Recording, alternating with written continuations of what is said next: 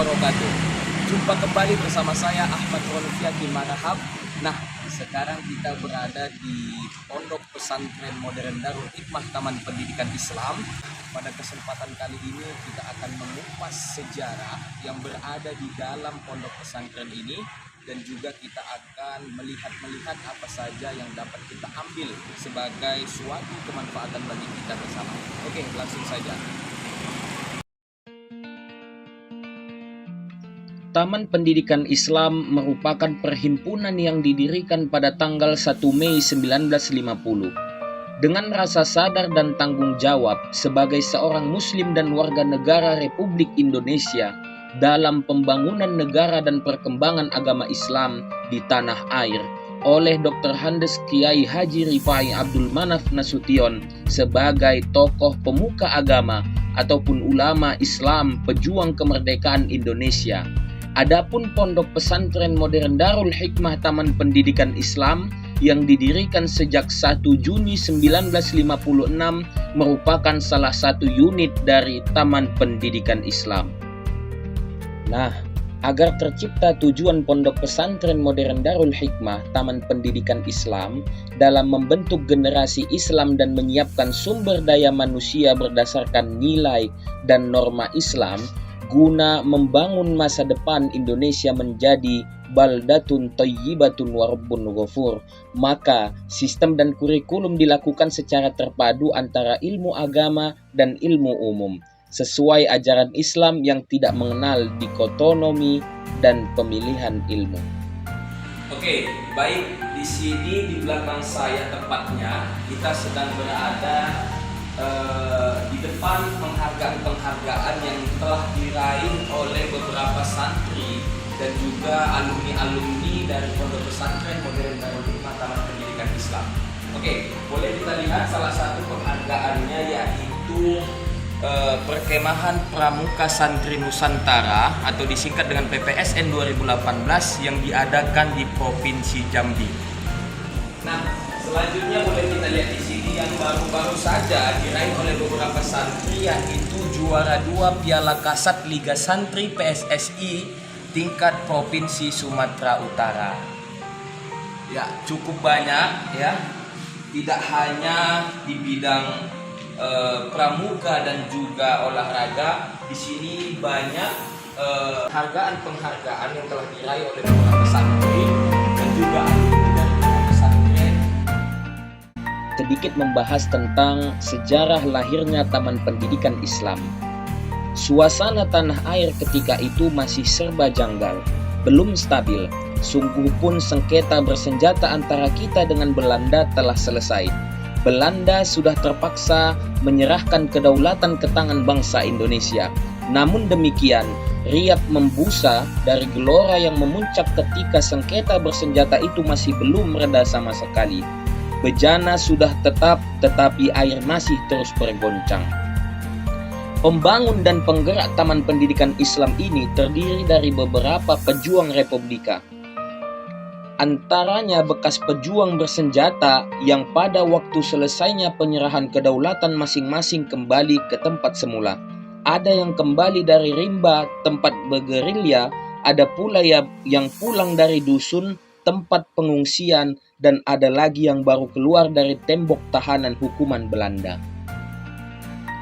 Setelah berembuk, berunding, dan bermusyawarah, akhirnya terpadulah suatu cita-cita yang sama untuk bekerja bersendal bahu, mengisi perjuangan yang telah dimulai sejak Agustus 1945 dengan suatu bentuk kerja yang lebih sesuai dengan bakat diri, bekerja pada suatu garis home front dengan rencana yang tegas dan nyata melahirkan Taman Pendidikan Islam tepat pada tanggal 1 Mei 1950 Masehi, bertepatan dengan tanggal 12 Rajab 1369 Hijriah di Kota Medan.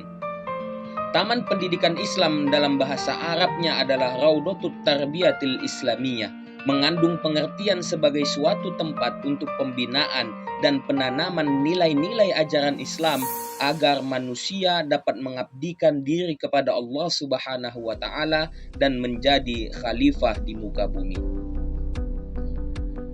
Perencana dan pembangun tersebut terdiri daripada Kiai Haji Rifai Abdul Manap Nasution, One Heaven Baros, Haji Syarifuddin Said, Bahrin Nasution, Khairuddin, Ali Boman Harahap, Keras Surbakti, Oka Hafil, Sukarni, HM Saleh, Muhammad Jana Lubis, HM Hussein Abdul Karim, Udin Syamsuddin, dan H.A. Rahman Shihab. Di antara penggerak-penggerak inilah yang langsung memimpin Taman Pendidikan Islam sebagai pengurus yang pertama. Taman Pendidikan Islam ini berasaskan Pancasila, berpedoman kepada Undang-Undang Dasar 1945, berakidah Islam, beriktikad Ahli Sunnah wal Jamaah, dan bermazhab Syafi'i. Pada awal pergerakannya, Taman Pendidikan Islam mempunyai maksud, yaitu menunaikan tuntutan agama Islam, menimbulkan rasa dan mempertinggi mutu keagamaan, menyalurkan rasa penghormatan terhadap hukum-hukum agama Islam dan peraturan-peraturan negara, melahirkan cerdik, pandai Islam ataupun ulama yang diharapkan penuntun umat muslimin di masa depan. Yang terakhir, mempertinggi mutu keagamaan masyarakat buruh perkebunan.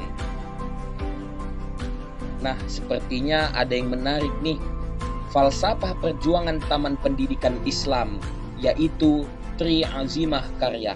Dalam merealisasikan maksud dan tujuan Taman Pendidikan Islam sebagaimana yang disebutkan terdahulu, Taman Pendidikan Islam mempunyai falsafah perjuangan yang menjadi pakaian organisasi Taman Pendidikan Islam dan seluruh keluarga besarnya.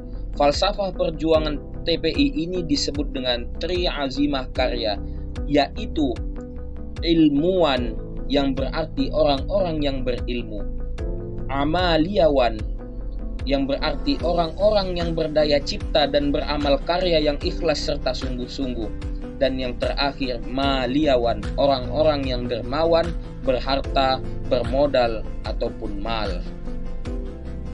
Falsafah Taman Pendidikan Islam tersebut digambarkan oleh 3 bintang dalam lingkaran bulan sabit yang berarti persenyawaan antara ilmu ataupun ilmu pengetahuan yang sempurna, amal yaitu daya cipta dan daya kerja yang sungguh-sungguh, dan mal, harta benda untuk biaya pelaksanaan cita-cita yang senantiasa berlindung di bawah cahaya kebenaran ilahi.